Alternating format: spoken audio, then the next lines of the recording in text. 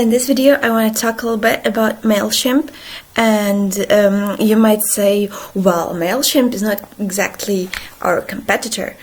It's more of a marketing tool for marketeers rather than SDRs or sales managers, and you'll be completely right.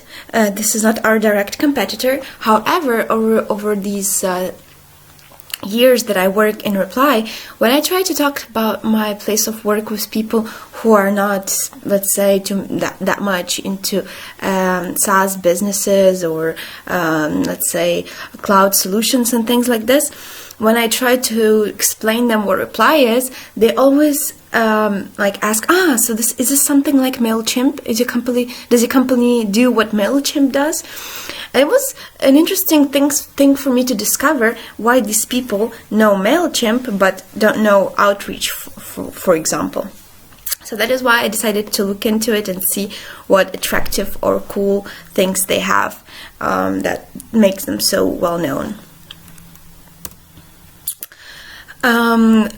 I thought that was a good idea that when I was signing up for this account, they asked me if I had contacts, and then when I said no, they said, don't worry, you can get it with our ads and landing pages, so like sign ups. Yeah, we could do something similar with our extension. Like when a person signs up, we can ask, do you have contacts? No. Well, if not, you can then check out our extension. So I thought this tactic could be also a good idea in our context. And here's again the boring things I like. Import. It was pretty easy and cool, good flow, and you could create tags for the audience, for the contacts you're importing right away, and this was rather handy that you could just tag them right there.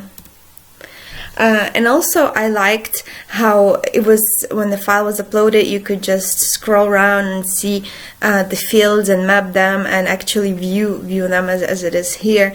It was rather handy as well. And this is a very good one. So here I was creating a campaign, let's say, and you could of course select a subject line, and then you could select a preview text. So basically, the email will look like in the inbox. So let's if to take my inbox here, so.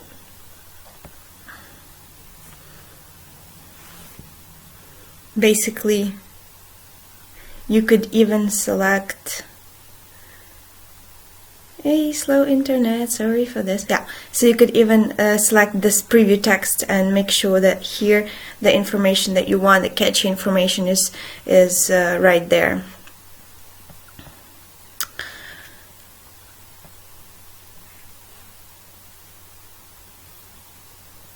Okay. I really liked that Mailchimp has a lot of integrations. This is the future. People want to optimize as much stuff as possible. They don't want to do stuff manually. This trend is very loud and clear. And so here they have like integration with Google Ads, and what I liked most is like detailed landing page analytics. I still remember when I was support, this was a typical thing to ask, like if you can link our landing page, and if you can get any clicks on landing page and things like this. And here's also a very, very good one. So how I see this being implemented in our case, so they can let's say synchronize with your website, and then they can create a pop-up sign-up form. And how I would see it working on our end, like maybe we don't even need to create our own pop-up sign-up form, but to be able to grab those contacts who have signed up on the website of our customer and route them into sequences. So when they, for instance, sign up for whatever, newsletter, information, trial, demo, whatever, so we can just right away stream them to a welcome sequence, let's say in Reply. I think this would be very cool. This is a very small one, but I like to pick out small things as well. So in our sequence filters, we don't have an opportunity to see the completed ones. We can see like the new and paused and archived and all, but paused doesn't always mean that it's done. So I think it would be cool to also be able to filter out the ones that are completed. And now, of course, it's a marketing tool, so obviously they pay more attention to their layouts and to their design and all. And I know that Oleg, for one, is not a big fan of these kind of things, and I'm not even exactly advertising it too much or pushing it down our throats, but I do like the fact that it's very easy to select a layout that you want, and you can just click it, and whatever goes your way, you can fill in with information and all. Because in our case, it involves a lot of HTML coding, and for most people in SDR and marketing, whatever, this is not an easy thing to do the source code HTML editing. So this definitely makes life easier for people who actually care and want a particular design or layout. And also what I really liked about the email creation is that it's a drag and drop thing here. It's very easy and it's very natural for people to select something and drop something, to grab it. It's a very instinctive way of interacting, and I just really loved it that you can just pick up a button and drag it and place it here. Very cool. And also, this is one of the other quite frequent questions that I got during my support days, is like, how is it gonna look on mobile? How can I optimize it for mobile? And then of course we couldn't, but I like it. Here you can actually mess around and put in the sizes and everything of the of your email, so that it matches the mobile style you're aiming for. And this one, I dare to say this is my favorite thing here. You can just send a link to your campaign or to your email, to your blast, and whoever gets this email can review on it and get the feedback, and you can have it here, the comments to it. And recently I have read a let's say study about socialization of everything. So like SoundCloud, it's music streaming platform like Spotify or so. They exactly started with liking the songs that you posting the songs and commenting and messaging in their music platform. So like Apple Music or Spotify kind of thing, but with a strong social angle. And they presented a cool report as to why they did it, and they did it because people feel like sharing, people like seeing some comments, people like interacting, and they want to have it handy. So I think this is extremely good idea to let people leave comments just right here where the sequence is, so you can see like what your colleagues or maybe your superiors said about it. I'm a big fan of this idea of letting people communicate in your platform as much as possible, and of letting them interact there instead of doing it in the messengers or other places. That will make them more rooted and more engaged, let's say, in actually using your tool, I believe. Yeah, and back to the mobile thing, yeah. So you can first edit it, and you can select the width and the height and whatever for the phone, and then in the preview mode, you can just click how you like. There is an email, yeah, you created, and you can click how you want to see it on desktop, on mobile, or in the inbox. So I also think that these preview options are very cool, especially for people with let's say some aesthetic edge, or the people who worked on the design. Those things are important. So yeah, I really like that as well. That might be my second best. Yeah, and also they have an application, like a mobile application, And one more preview option is that you can actually send this the link, and you can open it in the app and see how it's open on your device. This is also cool that they kind of integrated this mobile part of working, of work, because a lot of people work from mobile now as well. This one was very cool, and let's say this is my third best. I remember like a gazillion cases in support when people would come and say, okay, I have accidentally deleted all my sequences and I didn't mean to, so I want to restore sequence ABC, DEF, and so on. And I was like, okay, dude, how did you do that? How did you delete all of your sequences? And here I just, for the hell of it, tried to remove all my contacts. I uploaded a CSV file and then I just removed them. And they made me type archive to confirm this action, because this is such a, such a drastic and bizarre action that they actually wanted to make sure that I know what I'm doing, and I want to happen. I want for it to happen, right?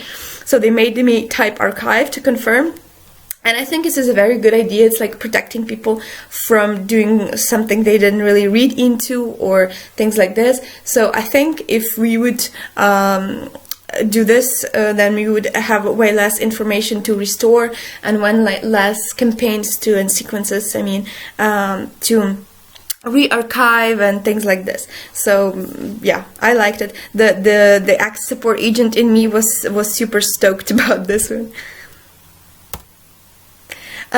This is also a good one. So right now we have reporting over how the sequences perform, how many mails are sent or how many open and all.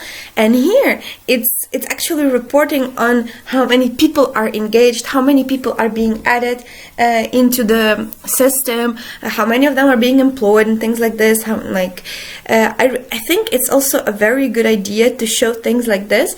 So people actually keep track of whether they supply in a sufficient amount of contacts to the system, and whether they send them to sequences, and whether their sequences are full enough and things like this.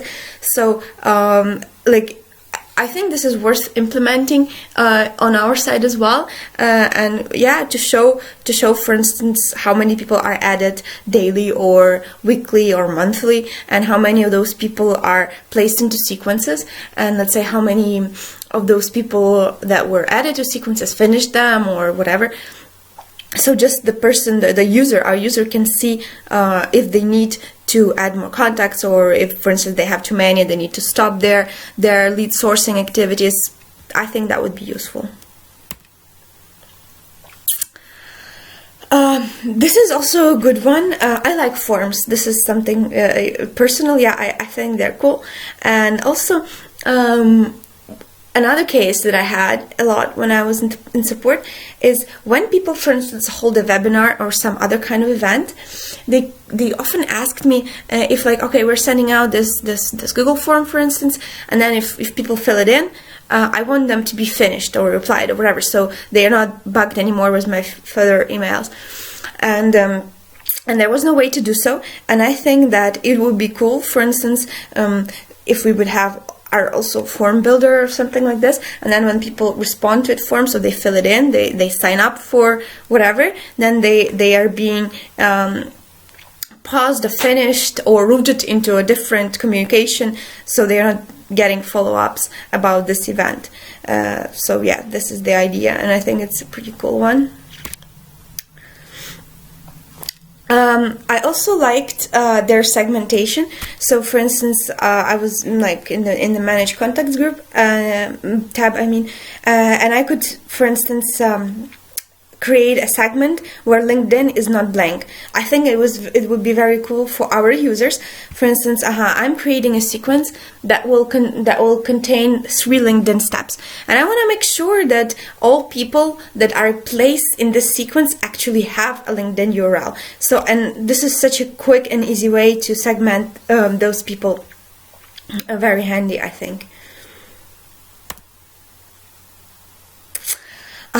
And this one is pretty cool as well. So these were like preconditions for people to enter the sequence. So for instance, there's an audience I created, and then I can upload more and more context to this audience, and then if they match these 3 criteria, then they can enter the sequence. So basically it's just eliminating some manual work into like uploading CSVs directly, first of all, and second of all, it helps to eliminate the errors like I wanted, like I said, like I wanted only, for instance, contacts that tagged 2020, but I uploaded a CSV into a sequence where contacts weren't tagged that, and So this is eliminating the error and eliminating routinious work of placing contacts in the sequence. And this is something I'm advocating for a long time already, to be able to have if-else sequences or conditional sequences, whatever you call them. Sorry. So how it is here. So here I put some filters for this audience of mine, and then if the country is USA, for instance, I want to send them an email, and if the country is not USA, I don't want to focus on them right away, so I'm just gonna let them wait, and so on and so on. So conditions, like if they clicked, if they didn't click, if they open, if they didn't open, if they reply, well, that we have, but then we can have different options, like if they replied to an email, then I want to call them, yeah? So I really wish we would implement this conditional logic. It will, yeah, of course we can create different sequences and then move people from one sequence to another if they do this or that, sure. But this, I think, is a very cool logic, and I think that a lot of people would benefit from it, to have like this, it will be one sequence, but it will be pretty robust and in different scenarios. And well, yeah, and then customers asked it a lot, again, when I was support. And so this also something that maybe our marketeers or someone like that will appreciate. So I was building this whole thing, and then I wasn't able to use it unless I upgraded my account. But I have already, for instance, built the whole thing. I liked it, I enjoyed it, and of course I'm gonna upgrade now so I can use it. So the fact that something that is paid, yeah, something extra is, let's say, being shown, and you can interact with it, and you can see it, you can try it, but you cannot run it. I think it's a very, very good tactic to let people actually try it, yeah, see it, and then they will be way more, let's say, they will be way more eager to upgrade after doing what I have done. Than if it was just like an enable button, like as soon as they pay, we enable something and then it appears. So yeah, this is really enticing. It entices you to pay for it because you have tried it, something like this. So good idea, I think. What I didn't like particularly is that the reporting is very poor. Maybe, of course, it's just the free version that the reporting is so poor. So I have only opens and clicks on my sequence. It's let's say very meager. Yeah, and here I read a little bit of the reviews on G2 Crowd, and people say that this is a simple, powerful, and intuitive tool. Also, that is so well known that people who actually receive the emails, when they see that it's sent via Mailchimp or something like this, it says, then they actually trust it and they open it. Also, this is a good one, and I have seen it quite a few times. Just like our quality check service, when you're not very good at English, you get some help. Yeah, it corrects, it gives some, let's say, hints into how to write better. Just like, and people appreciate it. A lot of people appreciate it because they don't feel proficient enough, and here they get help. And just like that, in Mailchimp, people feel help that they could just use pre-designed blocks, and they could create these designs easily and like do the job perfectly, even if they don't feel as good at email formats or something like this. So this is a strong point, making people feel good about themselves, making people feel secure to use your tool. This is a very powerful standpoint. And yeah, this is what I said about importing, uploading, and managing email audiences was easy for people. I would agree with this. And yes, the service is free if you want to contact up to 2,000 people, I think. And they have a lot of free options, so people like that. And I began this video by saying that, like, for some reason, all kinds of weird people know Mailchimp, and I also read a lot of reviews where, like, Mailchimp has been utilized at almost all businesses and corporations I worked for, from legal industry to music. So indeed, they are very vast, and they have taken different industries in the business, and I think that they have done a very good job here. What users didn't like is no email verification. Was difficult for some people to operate large lists. People got into spam. There weren't enough customization options and lack of analytics, which I completely agree with. And one of my good friends, she's a marketeer, she's not an SDR, but still I interviewed her about Mailchimp, because she actually used Reply, and she canceled, and she went with Mailchimp, so I got to talk to her. And what she said is that she really liked this drag and drop process. She also enjoyed that this email blast she sends include that automatic UTM, so basically tracking for her marketing activities, and there are different formatting options. She's creative, she wants to try different things, and she enjoys that that's possible. And what she didn't like is that for people who use Outlook, this formatting messes up sometimes. She wishes there were more HTML customization options, and as well for buttons. She said that the buttons, you can just select those buttons, and it's difficult to make them different from what already is presented. So this is a little insight from my conversation, from my interview with Diana. Yeah, and that is pretty much it, what I have to say about Mailchimp. Oopsie. I hope that was interesting, and let me know if you have any feedback.